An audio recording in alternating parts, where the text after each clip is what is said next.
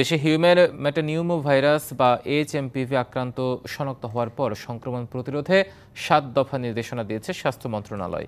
অধিদপ্তর থেকে দেয়া প্রজ্ঞাপনে বলা হয়, মাস্ক পরা, সাবান পানিতে হাত ধোয়া, হাঁচি বা কাশির সময় নাক মুখ ঢেকে রাখা, অপরিষ্কার হাতে চোখ, নাক, মুখ না ধরা সহ বিভিন্ন নির্দেশনা দেওয়া হয়। কেউ আক্রান্ত ব্যক্তির সংস্পর্শে এড়িয়ে চলে এবং কমপক্ষে ৩ ফুট দূরত্ব বজায় রাখা। জ্বর, কাশি ও শ্বাসকষ্ট হলে সুস্থ না হওয়া পর্যন্ত বাড়িতে থাকা সহ প্রয়োজনীয় নিকটস্থ হাসপাতালে যোগাযোগ করতে হবে। স্বাস্থ্য অধিদপ্তর জানিয়েছে, হিউম্যান মেটানিউমো ভাইরাস অন্যান্য শ্বাসতন্ত্রের রোগের মতো ফ্লুয়ের উপসর্গ সৃষ্টি করে, যা সাধারণত ২ থেকে ৫ দিনের মধ্যে ভালো হয়ে যায়। তাই আতঙ্কিত না হবার পরামর্শ দেওয়া হয়েছে। এছাড়া প্রধান উপদেষ্টার বিশেষ সহকারী জানিয়েছেন, হিউম্যান মেটানিউমো ভাইরাস প্রতিরোধে সর্বোচ্চ সতর্কতা নেওয়া হয়েছে।